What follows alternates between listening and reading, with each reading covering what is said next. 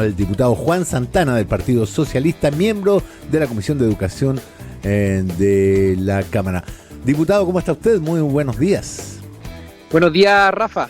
¿Cómo estás tú? Muchas gracias por la invitación. No, por favor, gracias a usted, porque entiendo que va a entrar ahora a la ceremonia donde va a estar el presidente Gabriel Boric en la Universidad de Santiago, ¿no? Así es, ya llegamos acá a la USACH, en donde se va a hacer presentación formalmente del proyecto de condonación de deuda educativa. Ya, ayer el presidente hizo un resumen que me parece que hizo lo que debe hacer, un resumen, rescatar los puntos principales de esto. Pero ¿qué más, qué destacaría usted antes de esta ceremonia, ¿no? Bueno, dos aspectos, Rafa, en particular, aún a pesar de que no conocemos todavía el contenido en detalle del proyecto, pero me parece que son relevantes dos cosas. La primera es que se cumple con un compromiso del programa de gobierno que dice relación con terminar con la deuda educativa de miles de estudiantes. En Chile son casi 900.000 los estudiantes que estudiaron con crédito con aval del Estado, sin considerar aquellos que utilizaron otro instrumento crediticio para poder ingresar a instituciones de educación superior. Y eso, por supuesto, hoy día se termina.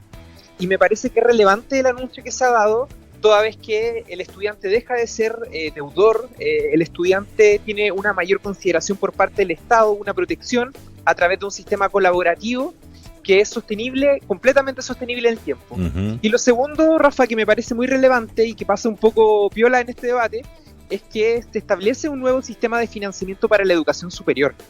Un sistema de financiamiento que es colaborativo, que viene a fortalecer de forma directa también el rol que cumplen las universidades y que, entre otras cosas, también le entrega al estudiante la posibilidad de retribuir solidariamente a la institución de la cual fue parte. Por lo tanto, a mí me parece que el anuncio que ha hecho el presidente Boric es muy relevante por la deuda educativa, pero también porque se establece un nuevo sistema de financiamiento que pudiese convertirse en el gran legado en materia de educación de esta administración.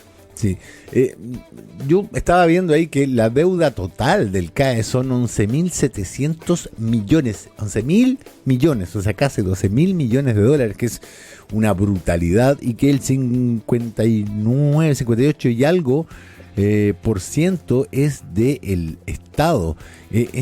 En suma, el Estado ha pagado más por el CAE de lo que habría costado financiar directamente estos estudios.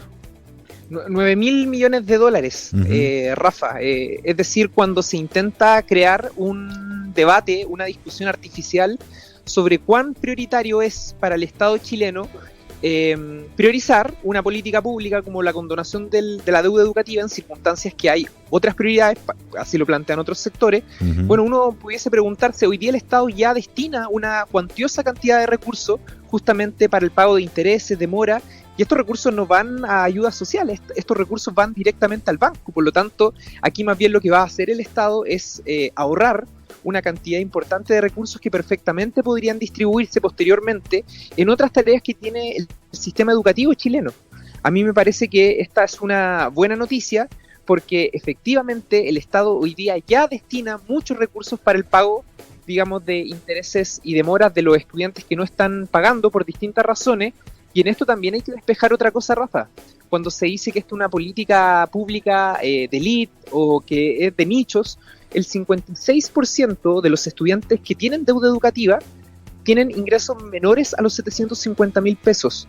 Más del 50% pertenecen a los dos primeros quintiles y, por lo tanto, si es que uno pudiese cuestionarse a quién beneficia una política pública como esta, efectivamente es a los sectores más vulnerables. Por lo tanto, yo creo que esto es una buena noticia para el país y es una buena noticia, como también lo han dicho otros colegas, para la economía de Chile. Sí, yo he leído más de una vez un argumento que dice que la morosidad aumentó un 7% entre los egresados del 2023 y he escuchado el argumento también de que eso tiene que ver con la promesa de no pagar. Me gustaría saber si hay algún otro estudio que haga una correlación entre subidas bruscas de la inflación y aumento de la morosidad, porque me parece que con una inflación de 30%, como llegamos a tener en el último año antes de que asumiera Marcel, el ministro Mario Marcel, digamos, por fenómenos que no tenían que ver con el gobierno de Sebastián Piñera, sino que por uno, la crisis mundial post pandemia o durante y post pandemia. Dos, por los efectos de los retiros que hicieron que la inflación creciera hasta esa cifra. La deuda educativa y su morosidad, Rafa, con información que nos ha aprovisionado la Subsecretaría de Educación Superior, viene en una curva ascendente desde el año 2015. Ya. Es decir, mucho antes de que incluso se iniciara el debate acerca de la condonación del crédito con aval del Estado y de los otros instrumentos crediticios para ingresar a la educación superior, ya se había producido, digamos, una inclinación hacia la morosidad, entre otras cosas por las cifras que te había entregado recién. Es decir, si hay una parte importante de estos estudiantes, más de la mitad, que tienen ingresos menores a los 750.000 pesos, otra parte importante que tienen ingresos menores a los 500.000 pesos, evidentemente un porcentaje de esa remuneración, si es que hubiese ido destinada al pago de la deuda educativa, como correspondía en el papel, naturalmente eso iba a significar un mayor detrimento económico para cada una de esas personas. Por lo tanto, yo no le atribuiría justamente el que se haya generado un aumento en la morosidad al anuncio de esta política pública por parte de esta administración. Esto viene desde mucho antes y es parte y es fruto, yo creo, de una política pública que en perspectiva finalmente no terminó generando lo que nosotros queríamos que se generara. Así que yo creo que esta es una buena noticia, Rafa. Sí.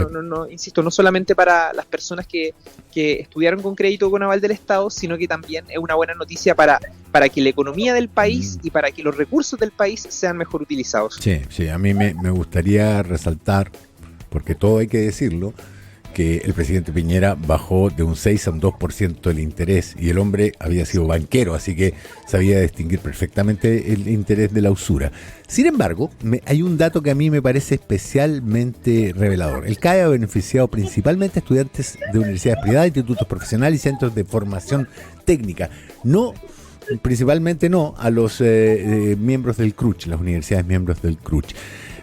Como esto empezó hace tanto tiempo, durante muchos años el CAE fue destinado entonces a universidades que lucraban directamente por aquella vieja teoría de tener la universidad y la inmobiliaria y se arrendaban a un costo artificioso.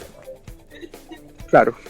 Bueno, efectivamente, y eso también tiene que ver, Rafa, entre otras cosas, con el perfil del estudiante que ingresaba a instituciones privadas y con el perfil de estudiantes que ingresaba a instituciones del Consejo de Rectores. Entre otras cosas porque allí también hay una tarea de ir democratizando las posibilidades, el acceso de estudiantes que provienen principalmente de establecimientos públicos que en la práctica, digamos, no obtienen los mismos resultados que instituciones privadas, y se han estado haciendo políticas como el PASE, se han estado haciendo políticas como los cupos de equidad, justamente para democratizar el ingreso de muchos estudiantes también a universidades del Consejo de Rectores.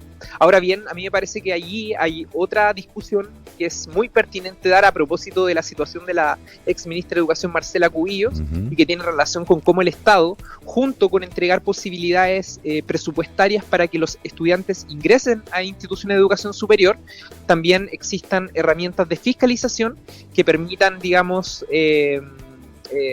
revisar el cómo se está haciendo uso de los recursos públicos provenientes de créditos, de becas en instituciones privadas, precisamente para que no ocurra lo que hemos observado en la Universidad de San Sebastián, en donde casi el 50% de sus recursos proviene del sector público a través de CAE y becas estudiantiles, pero observamos que finalmente se está haciendo un uso irregular, por decirlo de alguna forma, con remuneraciones bastante altas que finalmente vienen a permear el rol que debe tener una universidad, que es hacer investigación, que es hacer docencia, que es tener vínculo con el medio, y por lo tanto esas cosas finalmente terminan siendo desdibujadas cuando no existe una regulación como corresponde por parte del Estado. Una última cosa, aquí tenemos un espectro tan amplio que va desde el moroso que de patudo, no pagó ni uno o pagó lo menos que pudo, teniendo la posibilidad, pasando por gente que no pudo, por gente que tuvo que desertar, por gente que pagó lo que pudo, hasta el que pagó todo.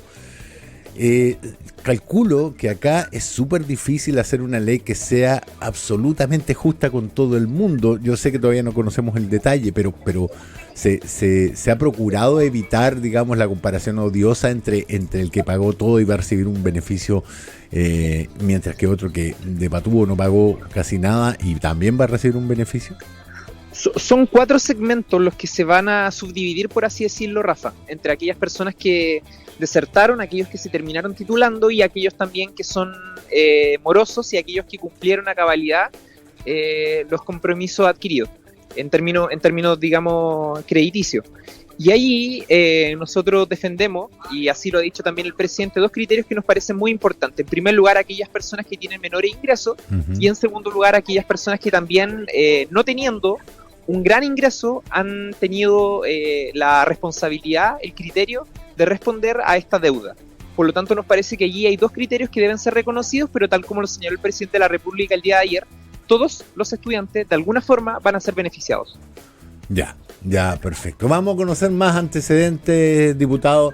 Me encantaría que pudiéramos tener otra oportunidad de conversar. Muchísimas gracias por el tiempo que nos ha dedicado acá en Sonar Informativo. Que tenga una muy buena jornada.